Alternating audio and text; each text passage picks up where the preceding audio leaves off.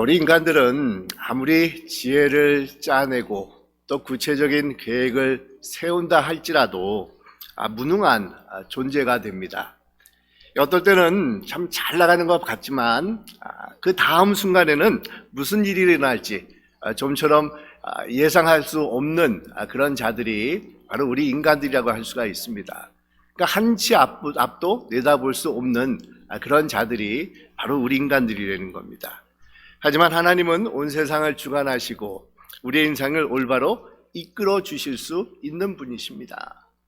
그러기에 우리가 이 세상을 살아가면서 필요한 것이 있다고 하면 이 기도가 됩니다.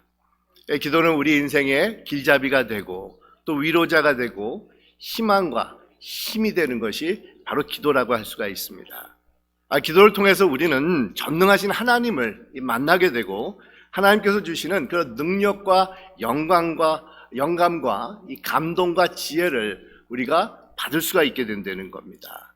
그래서 여러분, 우리가 이 험한 인생을 살아가면서 한치 앞을 내다볼 수 없는 우리 인생길을 살아가면서 우리는 기도해야 됩니다. 기도하는 자들이 되어야 된다는 겁니다.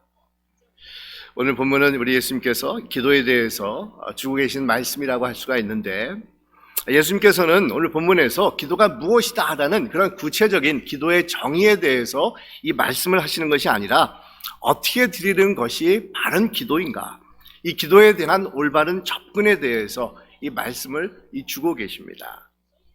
이 당시 유대인들이라고 하면 기도에 대해서도 너무도 잘들 알고 있는 그런 사람들이었는데, 태어나면서부터 기도를 보고 듣고 늘 실천하면서 살았던 사람들이 바로 유대인들이라는 겁니다. 보통 성인 유대인들이라고 하면은 이 하루에 3번씩 꼭 기도를 드리는 그런 자들이었습니다. 이런 유대인들을 향해서 예수님께서는 기도가 무엇이다, 기도를 이렇게 해야 된다라는 그런 구체적인 내용보다는 어떤 기도, 어떻게 기도를 드리는 것이 바른 기도에 대해서, 그러니까 기도에 대한 큰 틀을 오늘 본문에서 이 말씀을 하고 계시다는 겁니다. 여러분, 이 바른 기도, 우리가 기도를 할 때 어떤 자세와 어떤 태도를 가지고 이 접근하는 것이 정말 바른 기도의 이 자세고 태도라고 할 수가 있겠습니까? 오늘 본문에서 우리는 3가지를 생각을 해볼 수가 있는데, 첫째는 이 바른 기도는 본질에 충실한 기도라고 할 수가 있다는 겁니다. 본질에 충실한 기도. 우리 예수님의 가르침을 보면 언제나 이 본질에 초점이 맞춰진 것을 우리가 볼 수가 있지 않습니까? 그러니까 예수님의 삶과 가르침은 신앙의 본질적인 것에 늘 맞춰져 있었다는 겁니다. 그래서 예수님께서는 하나님의 말씀을 문자적인 그런 해석이나 아니면 전통적으로 접근하는 방법보다도 이 말씀이 지니고 있는 참된 의미, 참된 정신, 그것이 기록된 참된 목적이 무엇이냐에 늘 초점을 맞추면서 우리 예수님께서 가르치시고 또 삶 속에서 그것을 보여주셨습니다. 그런데 여러분, 이것은 기도에서도 똑같이 이 적용이 된다는 겁니다. 이 기도를 바르게 드리는 것 또한 신앙의 본질적인 차원에서 이 생각해 보여야 된다는 겁니다. 자, 그러면 여러분, 우리가 한번 이렇게 질문을 해볼 수가 있습니다. 신앙의 본질이 무엇인가? 신앙이 무엇인가? 우리가 이 점을 우리가 한번 질문해 볼 수가 있는데, 신앙의 본질은 하나님이 누구이신가에서부터 시작이 됩니다.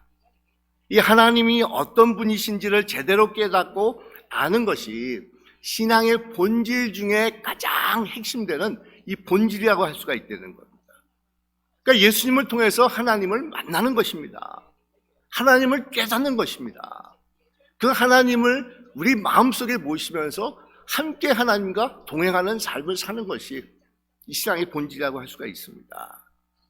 바로 이것이 우리 마음속에, 우리 삶 속에 제대로 자리를 잡고 있어야지만 신앙에서 다른 본질적인 것에 대해서도 제대로 이해하며 실천하는 삶을 살아가는 자들이 될 수가 있다는 겁니다. 여러분, 우리 신약 성경에 보면 우리 예수님께서 이 바리새인과 같은 그런 종교 지도자들을 늘 책망을 하셨지 않습니까? 사실 여러분 한번 생각해 보십시오. 어떤 분들은 이렇게 잘 이렇게 생각을 못하는데 예수님 같은 그런 분들이 바리새인들 앞에서 바로 설교를 하셨습니다. 바리새인들은 예수님을 코앞에 두면서 말씀을 들었는데도 그 예수님의 그런 주옥 같은 말씀을 마음속에 받아들이지 못합니다.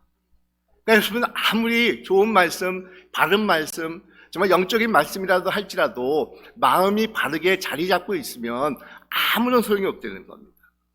근데 예수님께서 이 바리새인들을 늘 책망하셨던 이유는 이들은 본질적인 것이 아니라 비본질적인 것에 초점을 맞추고 있었기 때문이라는 겁니다.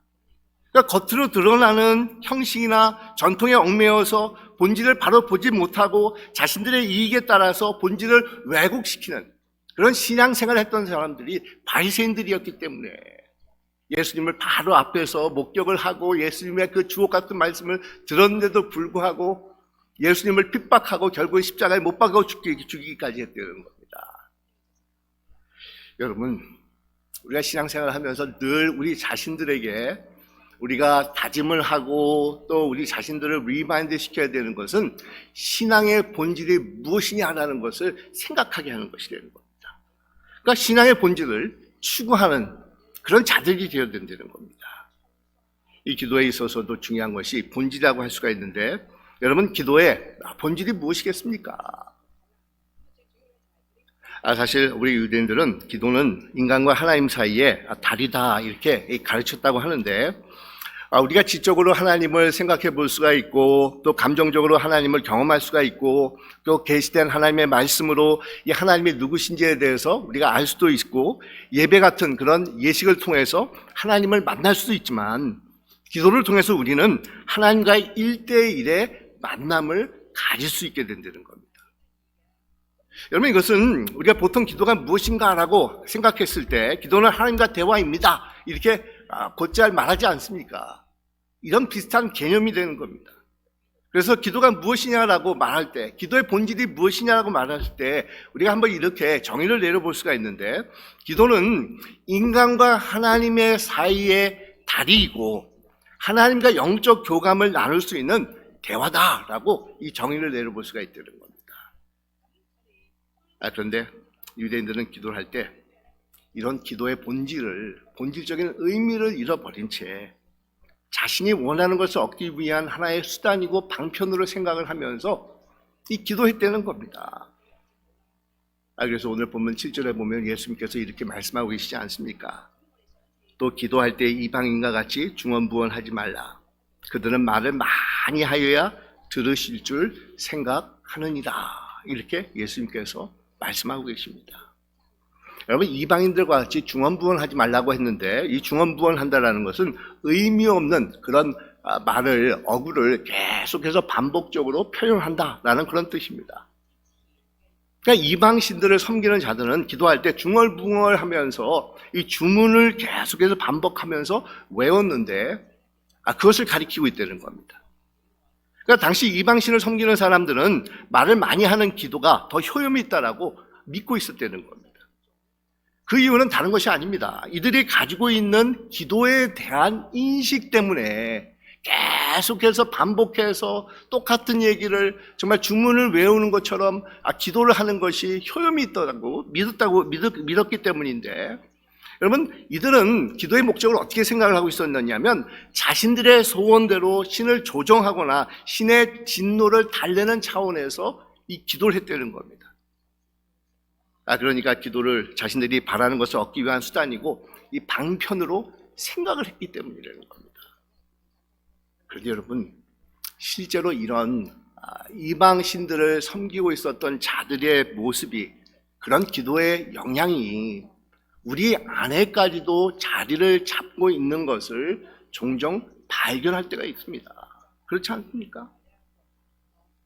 옛날 우리 조상들이 이렇게 물을 떠놓고 빌거나 아니면 불상 앞에서 비는 기도를 했었는데, 이런 것들의 공통점은 정성을 다 하는 그런 기도를 하면은 신이 내 기도를 이루어 주실 것이다 라는 그런 바람 때문에 그런 기도를 드렸다는 겁니다.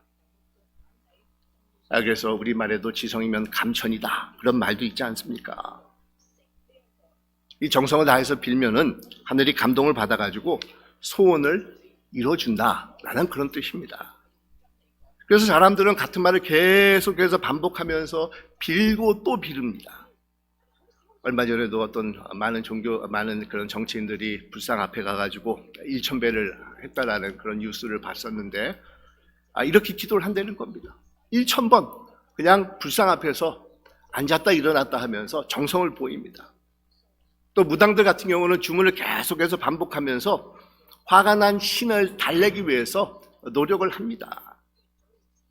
근데 여러분, 이런 안타까운 기도에 대한 인식이 우리 안에도 나타날 때가 있다는 겁니다.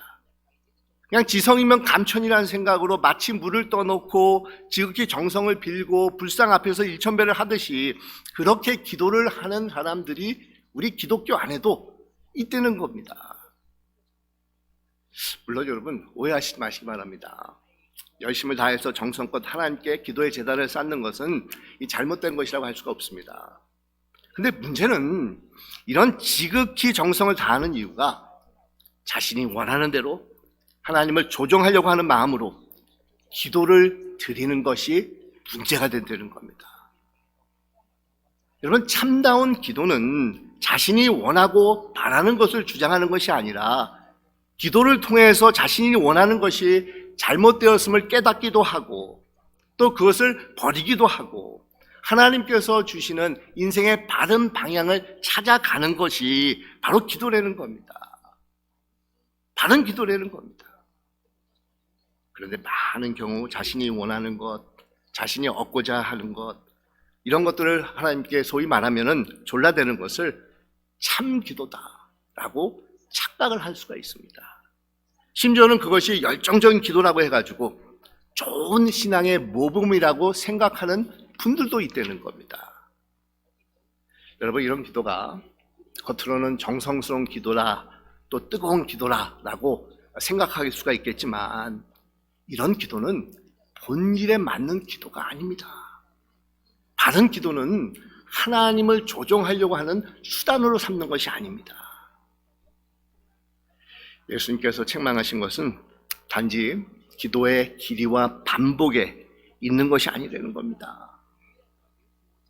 어떤 분들은 우리 예수님께서 이렇게 중얼부엉을 하지 말라라는 그런 말씀을 하신다고 해가지고 단지 또 짧게 기도하는 것을 좋게 생각하는 그런 분들도 있는데, 여러분, 짧게만 기도하는 것, 그것이 또 좋은 것은 아닙니다. 사실 성경을 보면 예수님께서 오랜 시간에 이렇게 하나님과 함께 대화를 나누면서 기도를 했던 것을 우리가 볼 수 있지 않습니까? 또 우리 예수님께서도 반복해서 기도를 하신 적이 있습니다. 겟세마네 동산에 올라가셔가지고 똑같은 내용을 반복해서 기도를 하셨습니다. 사도 바울 같은 경우도 자신에게 있는 육신의 가시로 인해서 3번 기도했다고 그러는데, 여러분, 이것은 그냥 1번, 2번, 3번 기도했다는 것이 아니라 수없이 많이 반복해서 거듭해가지고 기도를 했다라는 그런 표현입니다. 여러분, 길게 기도하는 것 잘못된 거 아니고 짧게 기도한다고 해서 잘못된 거 아닙니다. 몇 번이고 계속해서 반복해서 기도하는 것, 그것이 문제가 아닙니다. 문제가 무엇입니까? 동기에 있다는 겁니다.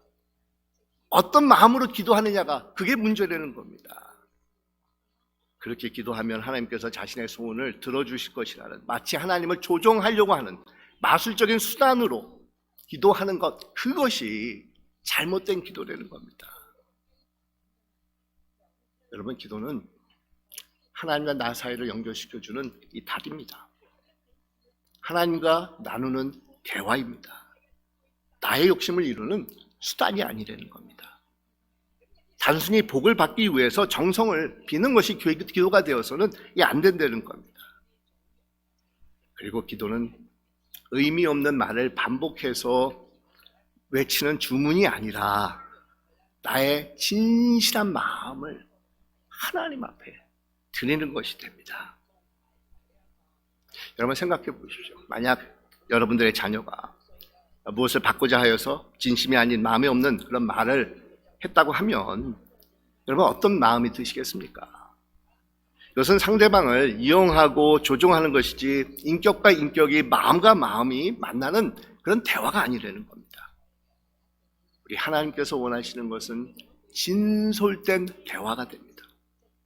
기도를 통해서 하나님이 어떤 분이신지, 하나님께서 원하시는 뜻이 무엇인지를 알려주시기를 원하고 기도를 통해서 나를 깊이 만나주시고 그래서 나를 치유해 주시고 새롭게 해주시기를 원하는 그런 마음에서 우리가 기도를 드리는 것입니다.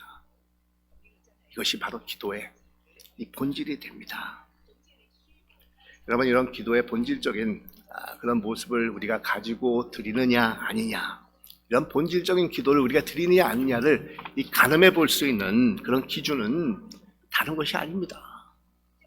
예수님의 삶의 모습입니다.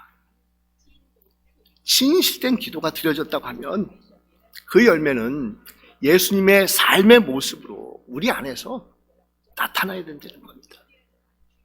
정말 진실된 기도를 드리면 드릴수록 우리는 예수님을 닮아가는 그런 모습이 우리 안에서 나타나야 된다는 겁니다. 기도는 하는데 예수님처럼 순종이 없고, 기도는 하는데 용서가 없고, 기도는 하는데 섬김이 나타나지 않고, 기도를 하는데 삶과 인격이 변화가 되지 않는다고 하면은 그것은 바른 기도, 본질적인 기도를 드리지 않았다라는 그런 증거가 나타나는 것이라는 겁니다. 바른 기도는 인격적인 하나님과 진실된 영적인 교감이고 이 대화가 됩니다. 여러분, 기도를 했다고 하면 아무리 자신이 바라는 것이 있다고 해도 그것을 포기할 줄 아는 자가 되는 것입니다. 하나님의 뜻을 우선시하는 그런 마음을 가지게 되는 것입니다. 낮아져서 섬길 줄 아는 것입니다. 인격과 삶이 변화가 되는 것이라는 겁니다. 그래서 제대로 된 기도를 드리는 사람들에게는 조금이나마 정말 예수님의 마음을 우리가 찾아볼 수 있는 것이라는 겁니다. 예수님처럼 순종이 보이고 섬김이 보이고 사랑이 보이고 겸손함이 드러나게 되어 있다는 겁니다. 또한 진정한 기도는 정직성에 있다고 할 수가 있는데, 여러분, 우리 하나님께서 이 상한 심령을 원하신다. 그러니까 제사를 원하시는 것이 아니라 상한 심령을 원하신다. 이렇게 말씀을 하시지 않습니까? 근데 여러분, 이 상한 심령이 무엇입니까? 상한 심령은 하나님 앞에서 정직하고 자신에게 정직한 것이 상한 심령입니다. 예를 들어서 우리가 이렇게 실수를 하고 잘못을 저질러 가지고 마음에 죄책감도 생기고 이 부담감을 느낄 때가 있지 않습니까? 또 누군가로부터 상처를 받아 가지고 마음에 분노가 치솟아오르는 것을 우리가 경험할 때가 있지 않습니까? 그러니까 세상에서 살아가다가 좌절도 경험하고 깨어지기도 하고 마음이 상해 가지고 어찌할 바를 몰라 할 때가 우리 안에 나타날 때가 있습니다. 근데 이런 모든 마음을 하나님 앞에 숨김없이 다 쏟아붓는 것이 참된 기도라는 겁니다. 하나님, 제가 하나님 앞에 실수했습니다. 범죄했습니다. 이런 잘못으로 인해서 많은 자책감이 있습니다. 이 죄가 하나님과 나의 사이를 가로막고 있습니다. 내가 어떻게 해야 되겠습니까? 정말 이렇게 정직하게 마음을 쏟아붓고 용서를 구하는 것이 바로 하나님께서 원하시는 상한 심령이라는 겁니다. 하나님, 제가 상처를 받았습니다. 너무 마음이 아픕니다.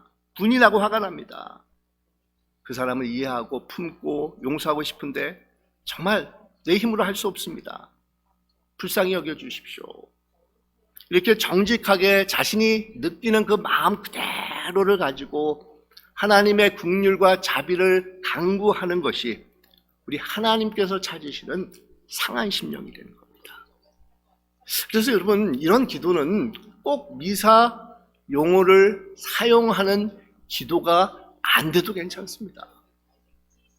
물론 우리가 공중기도를 할 때는 단어 선택에서도 우리가 조심해야 되겠지만, 우리 근본적으로 우리 하나님 앞에 기도할 때는 정말 있는 모습 그대로를 가지고 나가야 된다는 겁니다. 자신이 가지고 있는 마음을 솔직하게 하나님 앞에 나타내야 된다는 겁니다. 그래서 우리 예수님께서는 외식하고 있는 그런 자들, 외식하는 그런 기도를 드리는 자들을 이 책망을 하셨는데, 또 너희는 기도할 때 외식하는 자와 같이 하지 말라. 그들은 사람에게 보이려고 회당과 큰 거리 여기에 서서 기도하기를 좋아하느니라.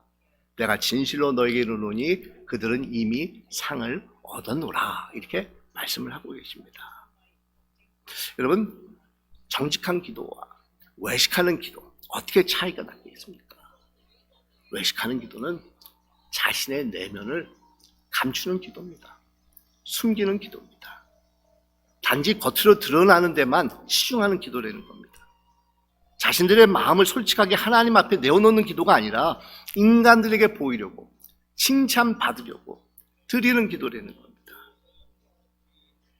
성경에 보면 이런 솔직한 기도를 드렸던 그런 많은 사람들이 있는데, 그 중에 한 사람을 꼽아보라고 하면 우리 구약에 나오는 우리 한나를 우리가 생각해 볼 수가 있는데, 이 한나가 어떻게 기도를 했는가에 대해서 사무엘상 1장에 보면 마음이 괴로워서 여호와께 기도하고 통곡했다, 이렇게 말씀을 하고 있습니다. 여러분, 이 마음이 괴롭다라는 것은 마음이 힘들고 참 어려워가지고 기도했다라는 그런 뜻도 되겠지만, 자신이 가지고 있는 마음 그대로를 하나님 앞에 쏟아 부으면서 기도를 했다라는 그런 의미가 되는 것입니다. 얼마나 자신의 마음을 있는 그대로 쏟아 놓았는지 기도를 드리는 모습이 마치 술에 취해서 술 주정하는 사람처럼 보였던 것입니다. 그러니까 하나님 앞에 자신이 가지고 있는 그 마음을 다 솔직하게 쏟아 놓다 보니까 자신이 어떻게 다른 사람들 앞에 비춰지는지에 대해서 상관치 않았다는 겁니다. 그러니까 하나님께만 집중해서 마음속에서 우러러 나오는 기도를 한나가 드린 것입니다. 여러분, 참된 기도, 바른 기도는 오직 하나님께 드리는 기도입니다. 사람들에게 드리는 기도가 아니라는 겁니다. 사람에게 보이려거나 다른 의도나 목적을 가질 때는 결코 정직한 기도, 바른 기도가 될 수가 없다는 겁니다. 오직 하나님께 솔직히 자신의 마음을 드러내놓고 진실된 기도, 정말 정직한 기도, 상한 심령을 가지고 드리는 그 기도를 하나님께서는 기뻐 받으시는 분이십니다. 이런 기도를 드리실 수 있는 여러분들이 되시기를 주님의 이름으로 축원드립니다. 마지막으로 바른 기도는 겸손한 기도입니다. 겸손한 기도. 우리 하나님께서는 겸손한 자를 찾으시면서 기뻐하시는 하나님이시지 않습니까? 여러분, 이 하나님 앞에 겸손하다는 것은 사실은 자기 자신이 어떤 자다라는 것을 인식하는 것에서부터 출발한다고 볼 수가 있는데, 우리 자신들은 연약한 자다. 나는 연약한 자다. 나는 피조물에 불과하다. 나는 무능한 존재이다. 라는 것을 깨닫게 되면 우리는 하나님 앞에 안 나갈 수가 없다는 겁니다. 하나님 앞에 나와서 우리 하나님의 무궁한 그런 은혜와 자비를 더 강구하는 자가 될 수밖에 없다는 겁니다. 그러니까 창조주 하나님 앞에서 나는 부족한 사람입니다. 연약한 사람입니다. 나는 무능한 사람입니다. 정말 거룩한 하나님 앞에서 나는 죄인이 될 수밖에 없습니다라고 깨닫는 것이 하나님 앞에 정말 겸손함을 가지고 나오게끔 만든다는 겁니다. 기도할 수밖에 없게 만든다는 겁니다. 자신의 존재를 깨닫기에 전능하신 하나님께 기도할 수밖에 없는 이 자들이 될 수밖에 없다는 겁니다. 여러분, 하나님 앞에서 겸손한 자들은 또한 이웃과의 관계에 대해서도 다른 시각을 가지고 접근을 하게 되는데, 전에는 내가 의인입니다. 나만이 잘났습니다. 다른 사람들은 죄인이라고 생각을 합니다. 나만이 옳다고 생각을 합니다. 다른 사람은 그러다고 생각을 합니다. 하지만 이제는 나 또한 죄인이다. 나 또한 부족한 사람이다. 나 또한 실수 많고 허물 많은 사람이다 라는 것을 인정하고 고백하게 된다는 겁니다. 자, 그러는 순간에 우리는 하나님의 자비와 긍휼이 절대적으로 필요하다라는 것을 깨닫게 된다는 겁니다. 그래서 여러분, 겸손은 결국은 인간관계에서도 서로를 연결시켜주는 그런 다리가 되지 않습니까? 겸손한 자를 찾으시는 하나님과의 관계가 이루어지고, 사람과의 관계에서도 겸손이 다리 역할을 하게 된다는 겁니다.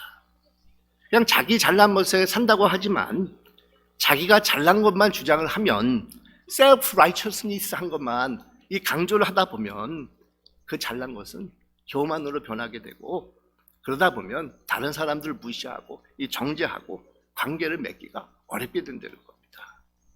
이런 사람들을 보면 주변에는 사람들이 있을지가 모르지만 진정한 관계를 맺지를 못한다는 겁니다. 여러분, 겸손은 하나님과의 관계뿐만 아니라 사람들과 사람의 관계에서도 다리를 연결시켜주는 역할을 하게 되는 것입니다.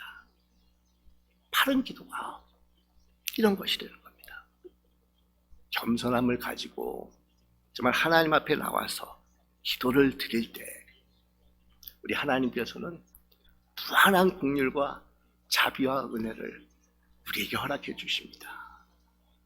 바로 이런 기도를 가리켜서 우리 예수님께서는 오늘 본문에서 골방에서 드리는 기도다, 골방에서 드리는 기도를 하거라 라고 이 말씀을 하고 계시는데, 오늘 본문에 보니까 이렇게 말씀하고 계시지 않습니까? 너는 기도할 때 내 골방에 들어가 문을 닫고 은밀한 중에 계신 내 아버지께 기도하라.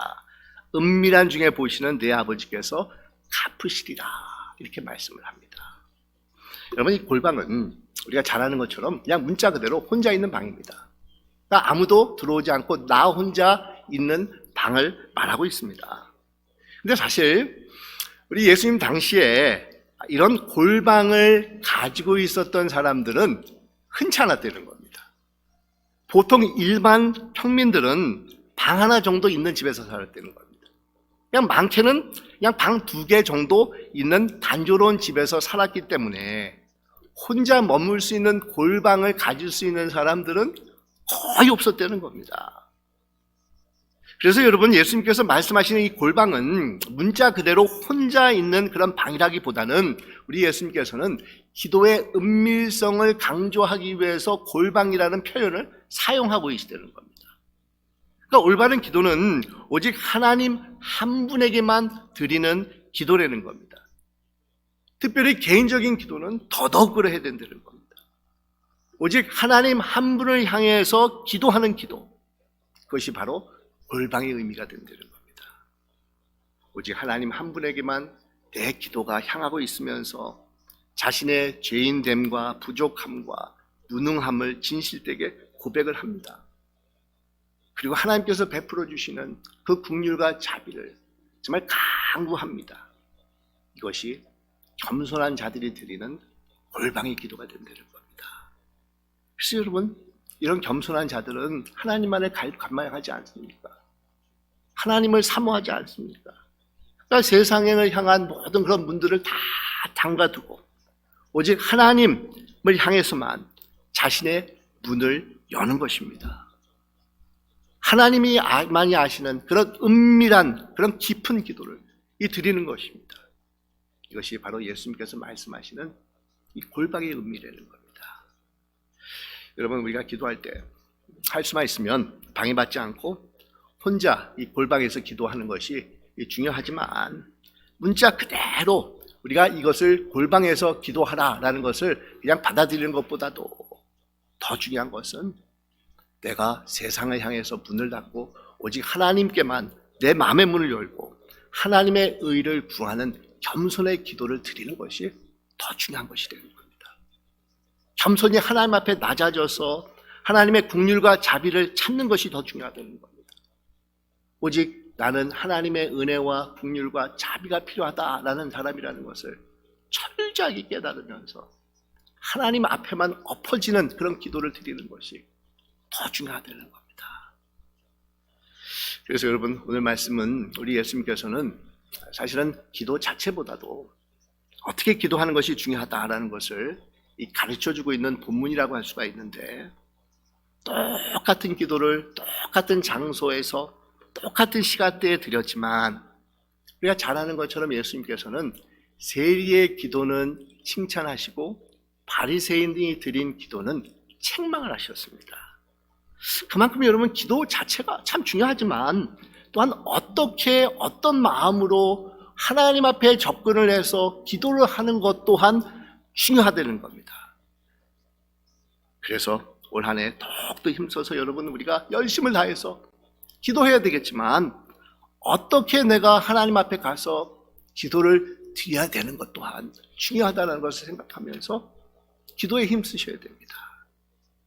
우리가 기도하는 본질이 무엇인지를 생각하시면서 기도하고, 무엇이 하나님께서 찾으시는 상한 심령이고 정직한 기도인가를 늘 우리가 상고해 보면서 기도하고, 무엇이 나를 골방으로 이끄는 겸손한 기도인지를 기억하면서 하나님 앞에 바른 기도를 드리실 수 있는 여러분들이 되시기를 간절히 축원드립니다.